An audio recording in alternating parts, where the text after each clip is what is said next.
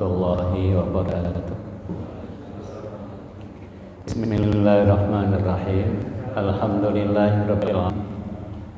Wassalatu wassalamu ala asrafil anbiya'i wal mursalin wa ala alihi wa sahbihi ajma'in. Allahumma inna nas'aluka ilman nafi'an wa rizqan thayyiban wa amalan mutaqabbalan. Allahumma nas'aluka ladzatan nadhar ila wajhik was-sawfa ila liqa'ik fi ghairi ta'am mudirrah wa fitnatin lillah wa zayyinna bi zinatil iman ja'alna hudatan muhtadin. Allah fil Qur'anil Karim. A'udzu billahi minasy syaithanir rajim. Bismillahirrahmanirrahim.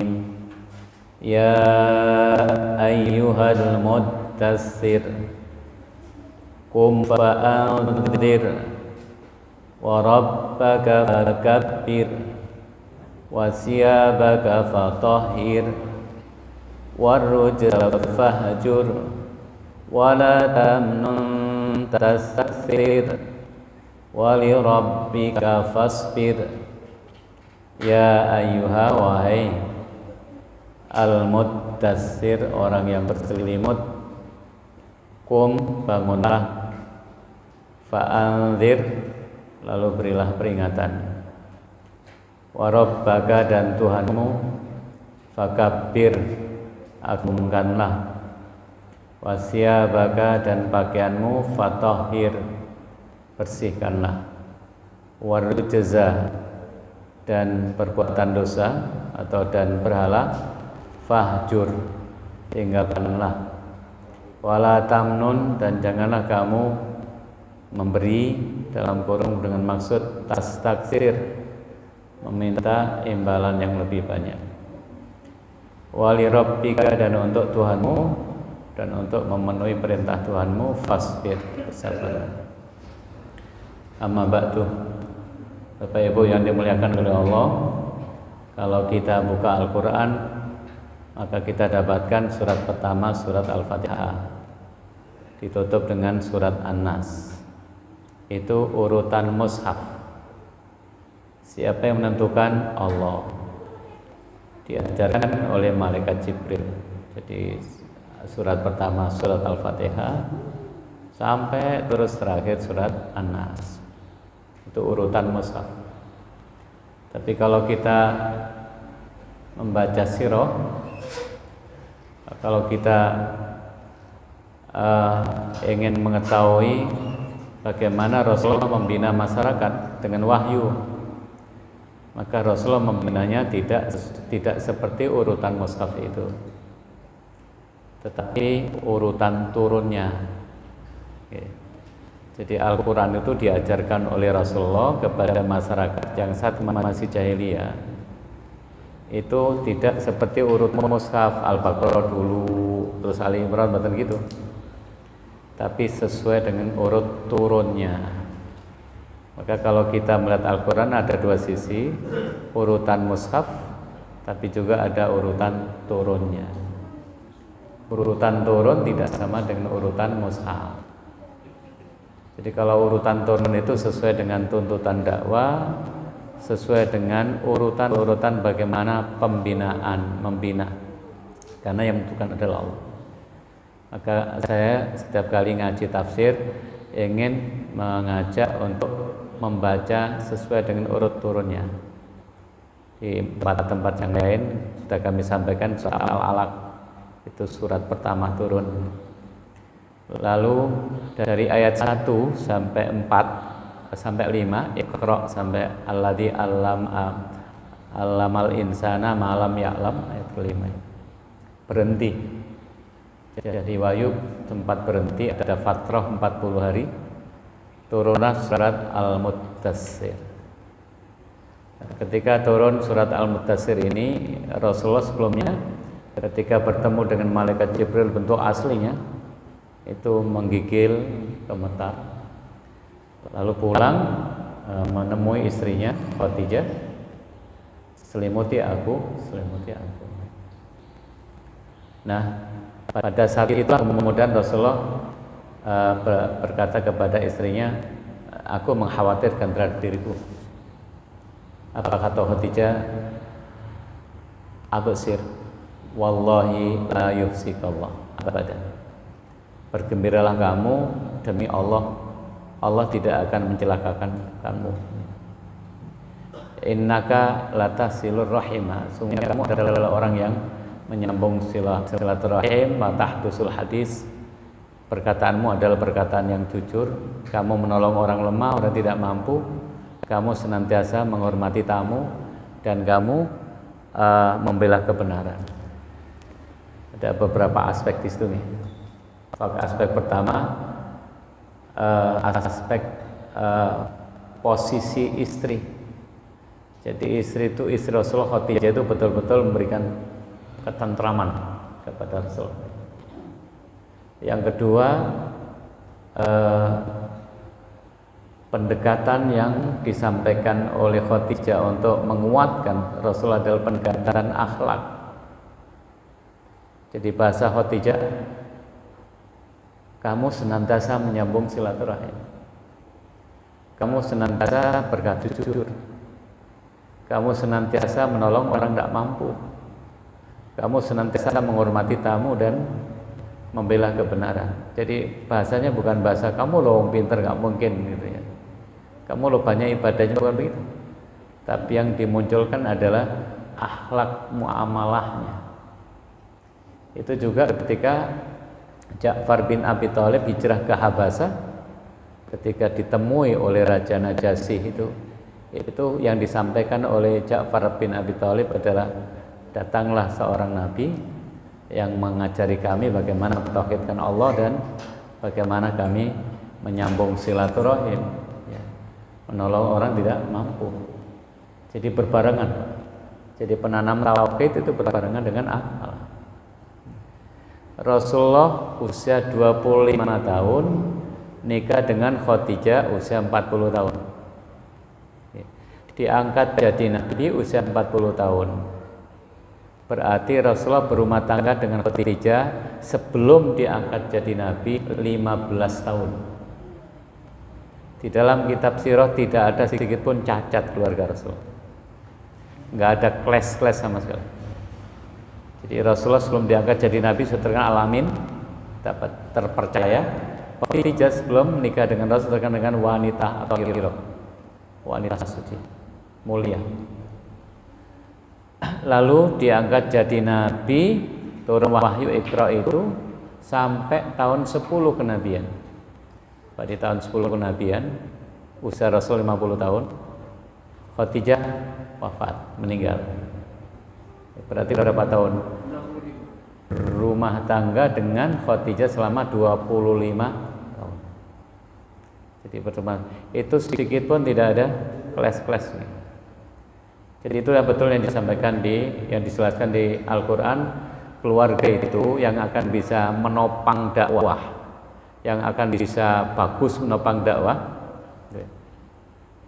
ketika keluarga itu betul-betul dibangun dengan tujuan berkeluarga, litas kunu ilaiha. Jadi posisi istri itu posisi yang menenteramkan Rasulullah. Itu juga yang terjadi pada generasi awal. Seperti Ummu Sulaim. Ummu Sulaim itu ketika anaknya mati, suaminya Abu Talha masih di luar kota, bilang sama keluarga Abu Talha, jangan kamu beritahukan kepada suamiku, nanti biar aku sendiri akan menyampaikan. Datanglah Abu Talha di malam hari, dibuatkan makan minum. Di malam hari ketika sudah tenang, dia mengatakan kalau ada orang berikan pinjaman kepada kita, lalu pinjamannya diambil, gimana dia berikan? Anak kita kemarin sudah diambil oleh Allah, itu adalah titipan Allah. Nah, dalam hadis Bukhari, Ummu Sulaim ini punya 9 anak hafizul Quran, penghafal Quran.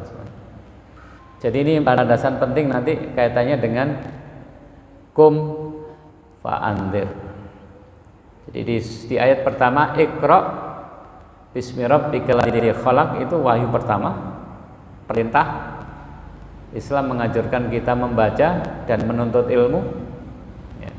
Maka umat Islam harus berkemajuan karena perkembangan ilmu terus cepat ya. Ilmu umum hukumnya fardu kifayah, ilmu agama fardu ain. Kalau jadi dokter, jadi insinyur, sebagian yang begitu, tapi kalau mengerti tauhid, mengerti sholat, wajib setiap individu. Ya ayyuhal muddatsir, di surat Al-Alaq terkait dengan ilmu, di surat Al-Mudatsir terkait dengan dakwah. Di surat Al-Alaq Allah menetapkan Muhammad sebagai nabi. Di surat Al-Mudatsir Allah tetapkan Muhammad sebagai rasul. Fa'andir, itu beri peringatan.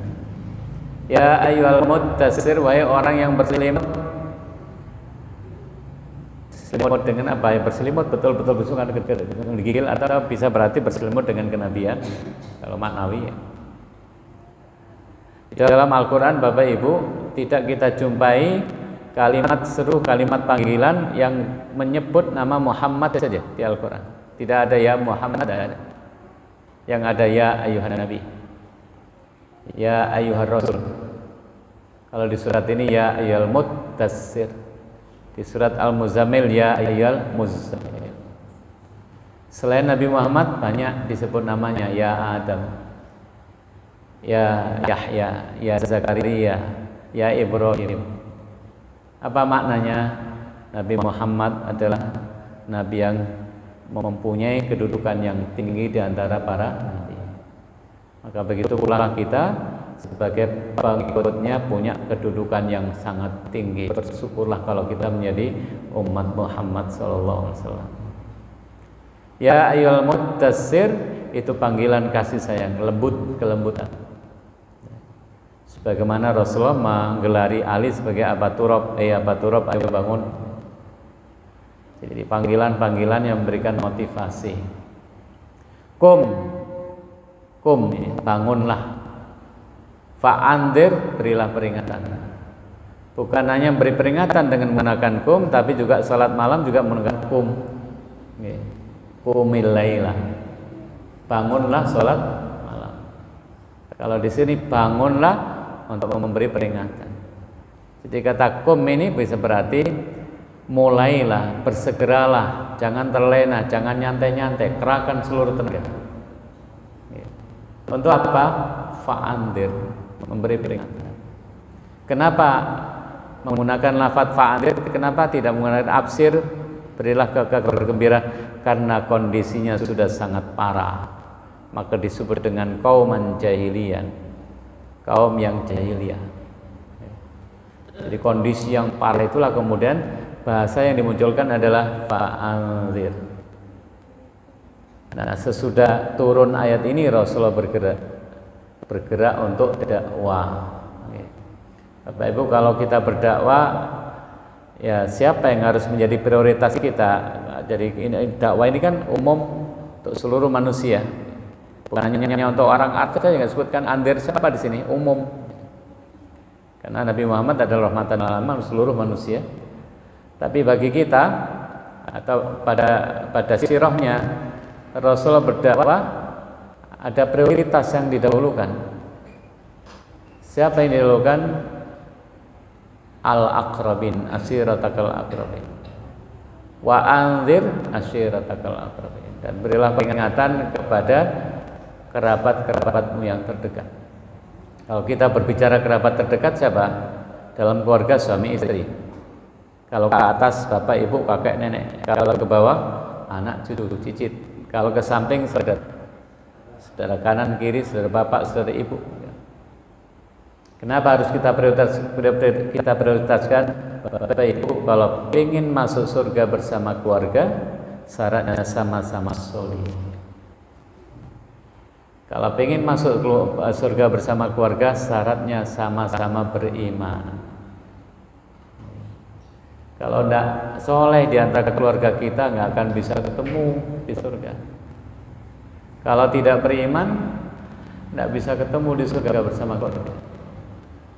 Saya punya adik, hubungan nasab. Kalau adik saya beriman, maka nanti tetap jadi saudara di surga. Tapi kalau adik saya tidak beriman mati dalam keadaan musyrik, tidak bisa ketemu. Jangankan nasab, orang lain saja yang tidak ada hubungan nasab, mungkin bapak ini dengan satu jamaah begini kenal akrab, sama-sama beriman, disebut innamal mu'minuna ikhwah. Nanti di surga bisa ketemu lagi, bisa ketemu. Jadi ikatan iman itu menjadi bagian terpenting. Hubungan iman itu bagian terpenting untuk sampai nanti di akhir. Kita sudah pernah menyampaikan Bapak Ibu, kita beriman atau tidak, kita yakin atau tidak bahwa kita diberi hidup di dunia ini untuk diberi hidup yang kekal. Ini yang harus kita imani, Pak. Jadi kita diberi hidup oleh Allah sekarang ini dipersiapkan untuk hidup kekal. Kapan? Pada hari kiamat. Jadi kita sekarang dikasih hidup oleh Allah di dunia ini dipersiapkan untuk dapat nikmat yang sempurna, surga. Tapi ini kan nggak bisa kita lihat sekarang. Kita tidak menyaksikan itu, tapi harus beriman. Harus yakin, dan yakin kita harus mengikat di dalam hati kita, disebut dengan akidah. Ini dulu yang harus ditandani, Pak. Kalau ini nggak ada, berat.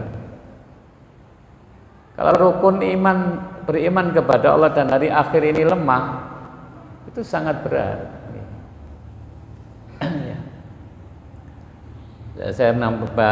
Kita pernah menyampaikan bahwa Anda kalau tujuan hidup Anda di dunia, maka Anda tidak akan pernah bahagia.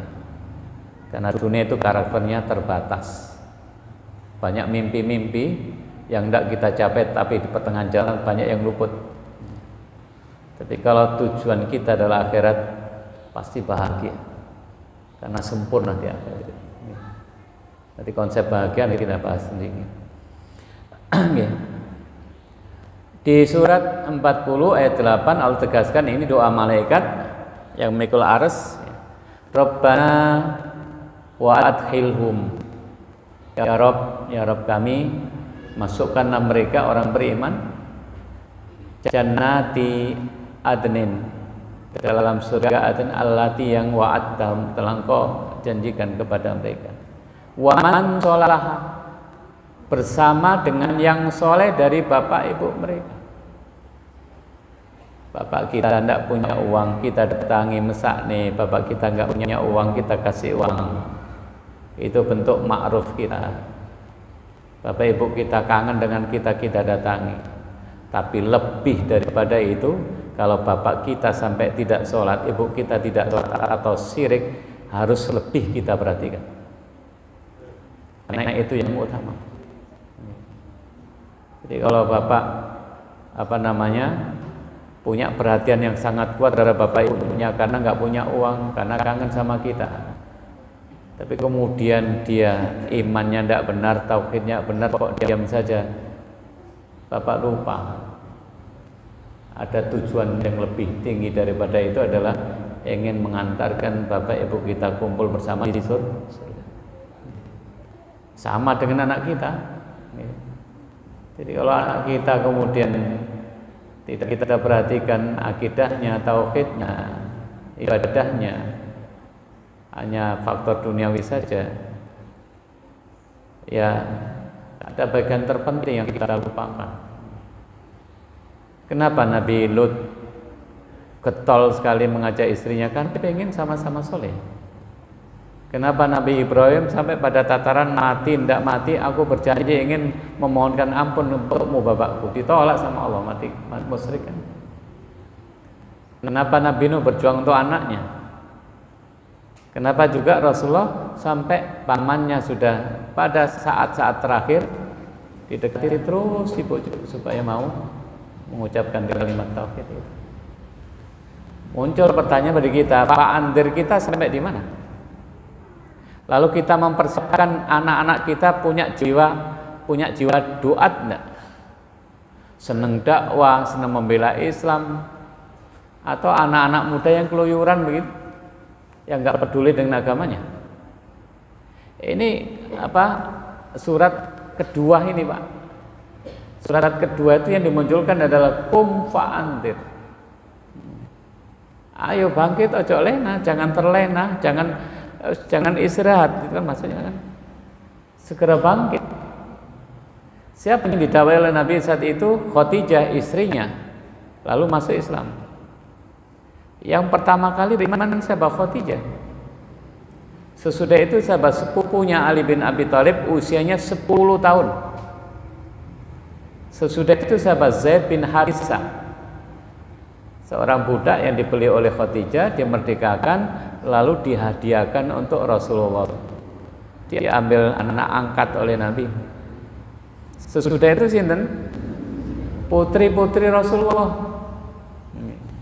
Sesudah itu siapa? Teman karibnya sejak muda, teman runcang-runcungnya siapa? Abu Bakar As-Siddiq. Berdakwah 4 tahun di rumah siapa? Sahabat Arqam bin Abil Arqam, usianya 16 tahun. 16 tahun usia berapa Pak? SMA sekarang ya? Anak kita SMA sudah gerak kayak sahabat Arqam bin Abil Arqam, semangatnya?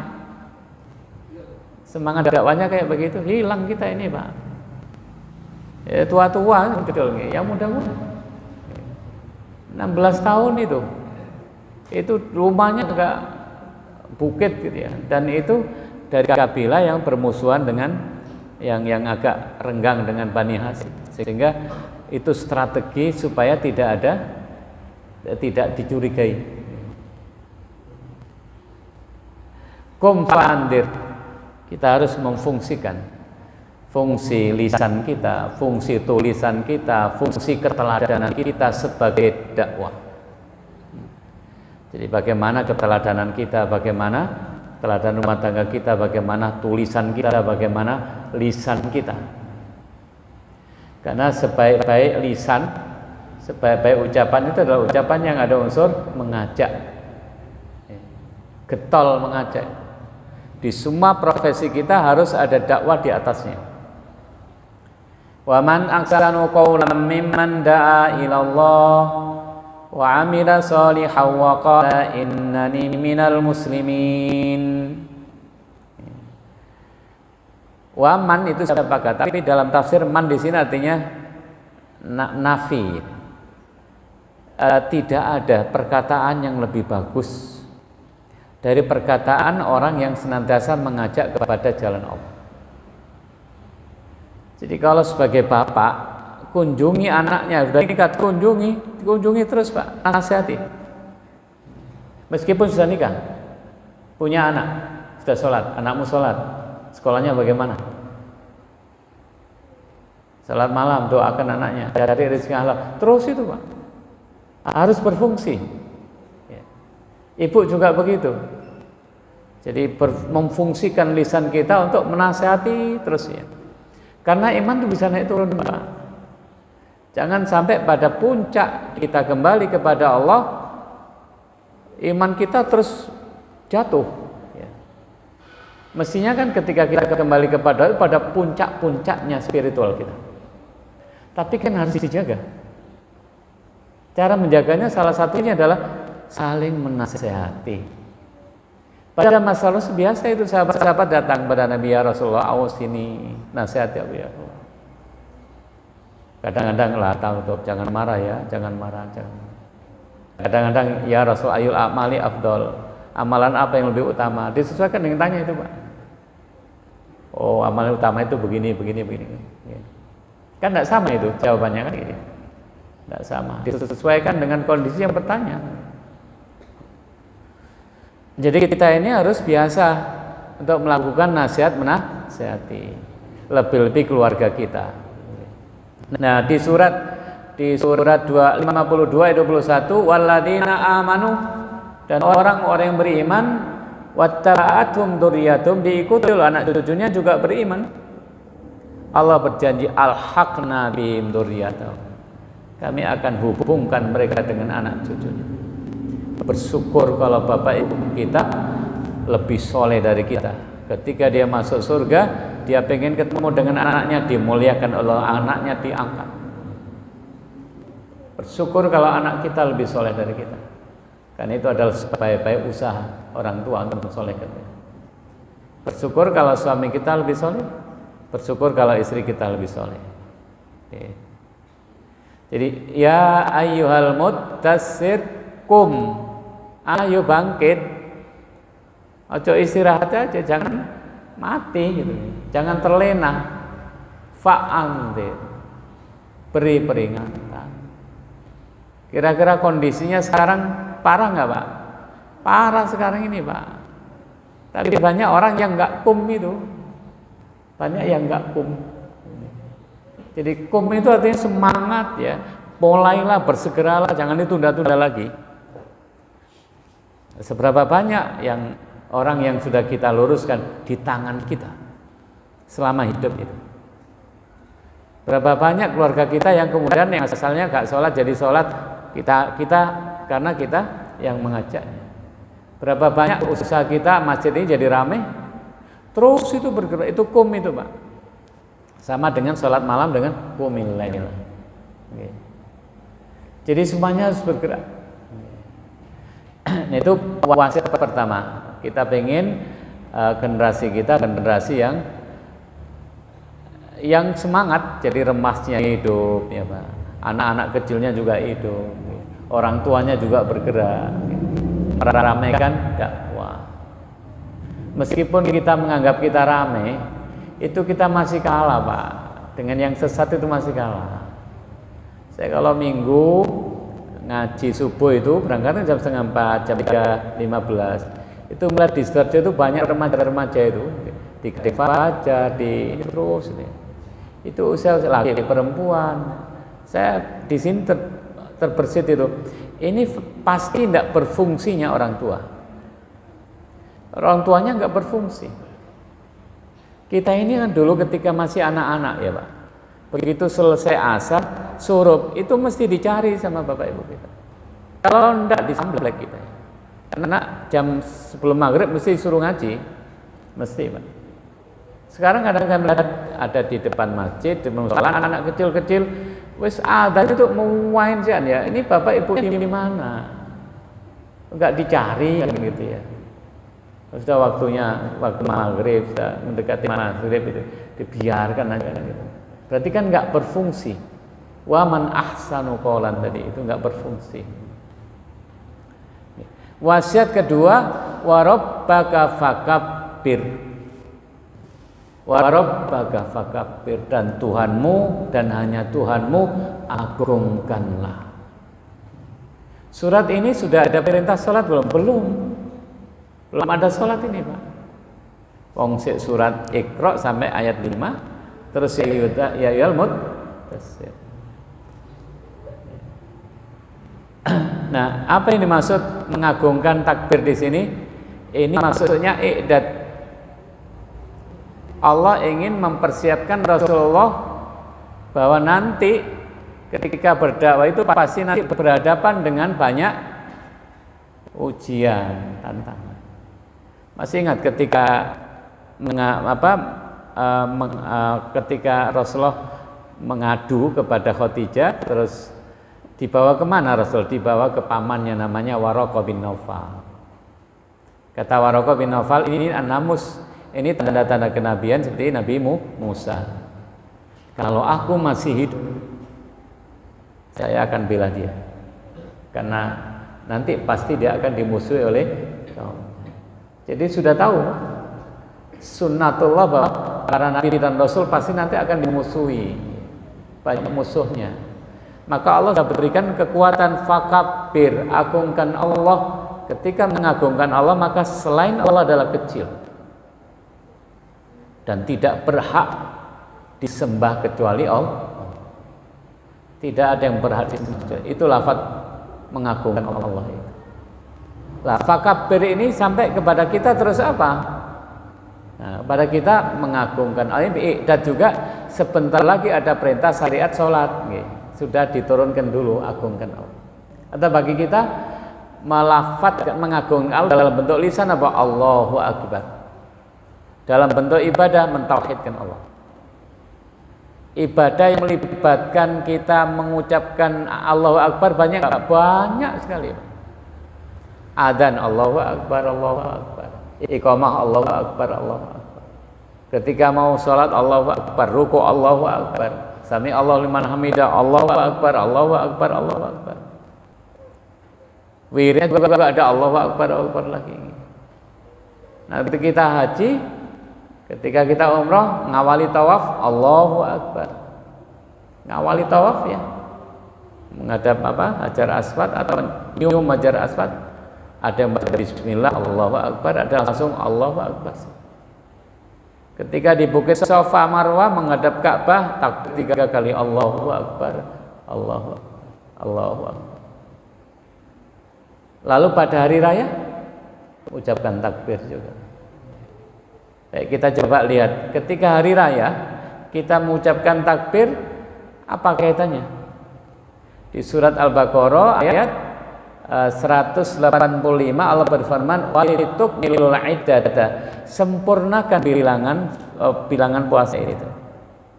Jadi bilangan puasa disempurnakan. Kalau sudah sempurna, walitukabbirullah, supaya kamu mengagungkan Allah.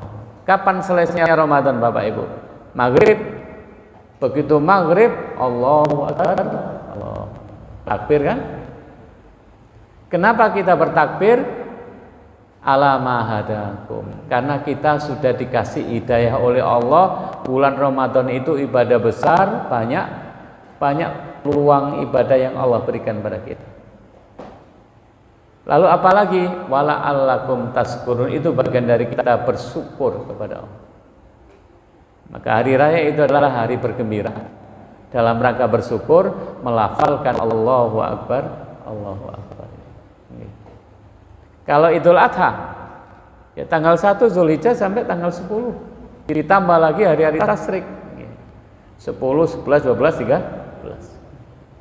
Lebih lama lagi. Begitu Islam mengajarkan kita untuk merayakan hari raya. Lalu apa ini maksud ketika kita adzan takbir, ketika qomat takbir, ketika sholat takbir? Itu substansinya Allah ingin menjaga kita. Ketika Bapak mengucapkan Allahu Akbar, Allah yang maha besar, selain Allah kecil, maka yang diperhatikan adalah Allah. Diingatkan terus itu berulang kali oleh Allah, Pak, dalam setiap ibadah kita. Lucu kalau kita sholat Allahu Akbar, rukuknya Subhanallahil Azim, keluar masjid sandal orang diambil. Kan tidak nyambung ini, tidak nyambung. Nah, ketika kita ucapkan Allahu Akbar, ya Allah maha besar, sombong itu selendangnya Allah, maka kita tidak berhak untuk sombong. Ada hadis yang sederhana, katanya akhlak, tapi kalau dilanggar sangat membahayakan. Tidak akan bisa masuk surga orang itu kalau masih ada sombongnya di dalam hati, meskipun kecil. Karena saking takutnya, lalu ada komentar Rasul, bagaimana kalau bajuku bagus, kalau pakai baju bagus, sandal bagus? Dijawab oleh Nabi, Innallaha jamilun, Allah maha indah dan Allah suka keindahan. Boleh, dan Allah tidak mengharamkan perhiasannya. Tapi batasannya apa? Batarul haqqi al-kibru, batarul haqqi, sombong itu adalah menolak kebenaran dan meremehkan orang lain meskipun kecil. Bahaya loh Pak ini Pak, meremehkan orang lain meskipun kecil dalam hati kita, tidak bisa masuk surga. Karena sombong itu miliknya Allah, selendangnya Allah Pak. Nah, dalam kehidupan kita ini kan banyak perbedaan profesi ya. Nah, maka Allah berfirman di surat 17 ayat 21, unzur kaifa faddalna ba'dahum ala ba'din, perhatikan bagaimana kami lebihkan sebagian mereka atas sebagian yang lain. Kalau di kantor ada marbot, ada manajer, ada finansial, ada finance, ada manajer, ada direksi, direktur. Beda kan? Beda. Kalau kita melihat pedagang, ada pedagang yang berjalan keliling itu jualan sapu, cowek, keliling itu jualan jualan cangkul, jualan ini. Berapa itu untungnya? Lalu Bapak lihat bagaimana perusahaan-perusahaan besar atau toko-toko besar setiap hari ngitung keuntungannya, tidak sama. Tapi semua perbedaannya itu kecil di dunia ini, Pak, kecil. Ya. Ketika mati sama. Maka Allah tegaskan walal akhiratu akbaru darajatin wa akbaru tafdila. Dan akhirat itu adalah sebesar-besar derajat dan sebesar-besar keutamaan. Nanti di akhirat. Nah, ayat ini arahnya kemana? Kalau Bapak beriman kemudian melihat ada orang punya uang banyak minder, iman Anda di mana? Setiap hari kita katakan Allahu Akbar, katanya Allah lebih besar. Loh, ada orang karena harta kemudian minder. Bapak lihat di sirahnya bagaimana Rasulullah mengembangkan sayap dakwanya. Ketika Islam mulai merambah ya, dakwah itu kirim surat, yang dikirimi surat siapa? Raja, Pak. Raja itu nggak ada minder sama sekali. Langsung menghadap raja. Ada yang disobek suratnya, ada yang diterima. Ya. Jadi ketika kita bukan Allahu Akbar, iman, amal soleh itu sejajar lurus dengan tawadhu, rendah hati. Wa ibadur rahmanil ladzina yamsuna 'alal ardi hauna. Rendah hati itu wajib hukumnya, bukan sunnah. Karena hadisnya kalau sedikit ada kesombongan tidak akan bisa masuk surga. Lawan katanya tawadhu itu sombong itu. Jadi kader-kader kita, generasi kita harus menjadi generasi yang senantiasa mengagungkan Allah. Ibu, besarnya bumi ini dibandingkan dengan besarnya matahari seberapa? Besarnya matahari dibandingkan dengan bintang yang lain seberapa? Besarnya satu galaksi dengan galaksi yang lain berapa? Lalu alam ini masih ada lagi arsy Allah. Lalu besar kita seberapa? Allah menciptakan bumi saja 2 hari, satu harinya 1000 tahun. Menciptakan gunung isinya 2 hari lagi, 4 hari. Menciptakan langit 2 hari lagi, 6 hari. Seharinya sama 1000 tahun. Sap-sap langit Ma'arij, 1 harinya malaikat naik sama dengan sebanding dengan 50.000 tahun. Luas ini, Pak. Lalu terus akik dijadikan tempat menyandarkan diri. Malam Jumat legi ya, di pertigaan dikasih bunga-bunga. Wa ma qadarullah haqqa qadri. Itu adalah pengagungan yang salah. Mereka tidak mengagungkan Allah dengan sebenar-benarnya. Kecil kan ini, Pak? Kecil. Jadi mengapa kita mengucapkan Allahu Akbar dalam banyak ibadah? Allah ingin menjaga kita. Punya iman itu izzah. Jadi orang yang beriman itu punya izzah, kemuliaan, tidak bisa direndahkan dengan harta, tidak bisa direndahkan dengan kekuasaan. Orang kafir punya emas sebesar bumi, nanti dipakai untuk menebus supaya bisa masuk surga, tak bermanfaat sedikit pun. Tapi Bapak dengan iman diizinkan untuk masuk surga. Bapak dengan iman bisa dihindarkan dari api neraka. Jadi kalau ini kemudian bagaimana, lihat bagaimana hubungan sahabat-sahabat itu mesra sekali, Pak. Nggak ada kasta saat itu, nggak ada sama sekali. Sebelumnya kan kasta-kasta budak ini. Saat masuk Islam beriman, nggak ada sudah. Hubungan Abu Bakar dengan Bilal bin Rabah bagaimana? Nggak ada friksi-friksi, nggak ada. Jadi nggak ada, betul iman itu menjadi ikatan yang seperti satu bangunan. Nah, katanya akhlak nanti. Nah, itu wasiat yang kedua. Wasiat yang ketiga, wasiat baka fatahhir, dan bajumu bersihkan. Baju bisa baju hisya. Jadi kalau hisya berarti persiapan ya. Salat kan harus shaharoh. Tapi bisa maknawi, bisa berarti hati. Kalau Ibnu Abbas siap di sini bisa berarti janganlah kamu memakai baju dalam kemaksiatan. Jadi yang dimaksud baju adalah jiwa. Yang dimaksud baju di sini adalah hati. Maka bersihkan hati dengan perbaiki amal dan akhlak. Tapi di dalam Islam itu kan banyak sekali anjuran supaya kita bersih. Supaya bersih. Bersih dengan apa? Kalau sholat wudu kan, di wudu ada kumur-kumur, ada siwak, ada mengeluarkan air dari hidung. Lalu ada lagi makan di dalam hadis Muslim, Rasulullah tidak suka kalau kita makan bawang tidak direbus terus memunculkan bau di mulut kita, sehingga nanti kalau sholat berjamaah mengganggu orang lain. Bukan diharamkan, tapi itu mengganggu. Lalu Islam mengajarkan kita pakai wangi-wangi bagi laki-laki, tapi kalau wangi-wanginya diperhatikan juga, ganggu orang lain wangi. Ya no, minyak nyong-nyong. Repot ini kan, harus dipilih Pak.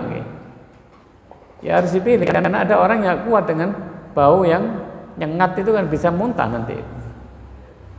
Lalu bagaimana profil masjid kita? Bersih enggak? Bagaimana profil sungai kita?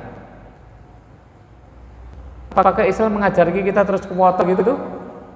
Kemudian ada lagi mitos pampers itu pampers. Itu lek diobong enggak oleh Pak, dibakar enggak boleh katanya orang. Kok enggak ada panas bokong itu. Akhirnya dibuat kali. Nah, kali jadi kayak begitu. At-tahur satrul iman. Jadi pada generasi yang betul-betul menjaga kebersihan. Orang tua kita jauh lebih bersih loh Pak dari kita nih. Meskipun pendidikannya tidak setinggi kita. Urusan apa mandi saja, mandi. Orang dulu itu kan kalau punya jeding mandi sendiri ya Pak. Pakai bowl. Ya, atau pakai apa? Besar gitu ya. Lalu tempat wudunya sendiri, dibuatkan sendiri dari pring itu. Terus ngasuh gitu ya. Ada atau bunderan itu nggih. Terus kalau buang air besar ada jumblengannya sendiri jauh. Sekarang jadi satu. Ya WC-nya di situ, mandi besar di situ, ya wuduknya di situ. Jadi satu ruangan kecil gitu ya. Alasannya minimalis, nggak ada tanahnya gitu ya. Tapi kebersihannya ini loh Pak. Bagaimana kita bisa menjaga terus kencingnya? Gitu. Itu kan kalau satu tempat gitu kan ya, masuknya terus doanya kayak apa? Kalau kita wudhu kan bismillah.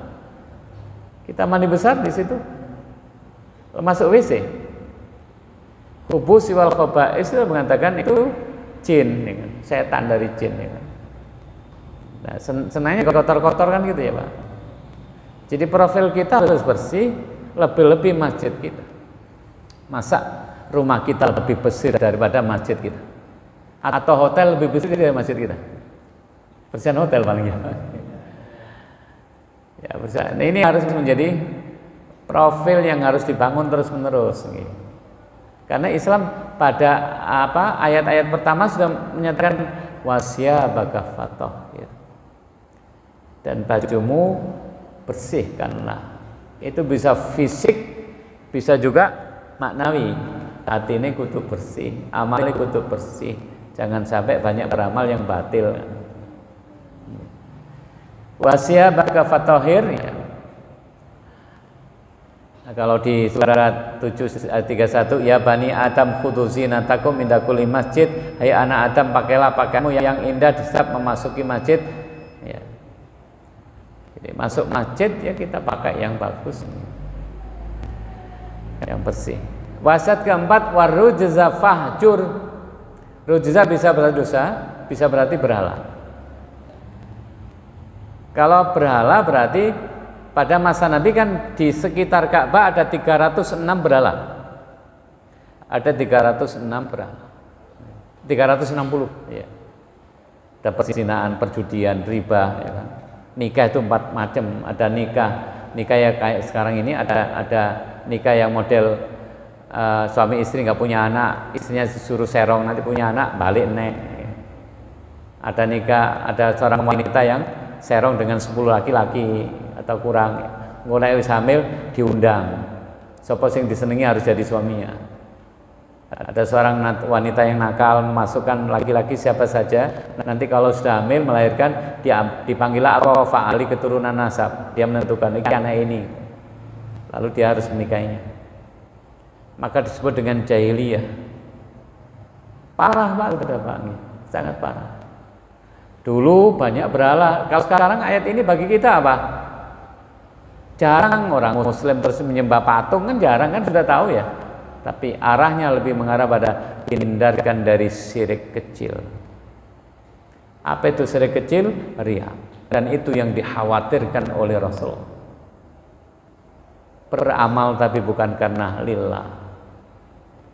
Beramal karena ada tendensi-tendensi dunia. Rusaknya sekarang karena itu. Rusaknya umat Islam karena itu. Takut mati Allah. Agama dijual dengan harga yang murah dengan dunia. Betul kan yang dikhawatirkan Rasul nanti? Yang aku khawatirkan terhadap kalian bukan berhalanya itu, tapi asyirkul asghar, syirik kecil. Apa itu syirik kecil? Ar-riya. Riya. Beramal bukan untuk mencari ridho. Masih 4 wasiat ya, jadi masih 4 wasiat. Mudah-mudahan ada waktu lagi di lain kesempatan kita bisa langsungkan.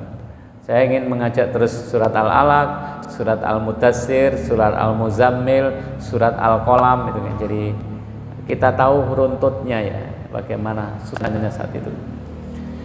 Mari kita tutup dengan doa kafaratul majelis. Subhanakallahumma bihamdika asyhadu an la ilaha illa anta astaghfiruka wa atubu ilaik. Bila taufiq wal hidayah. Assalamualaikum warahmatullahi wabarakatuh.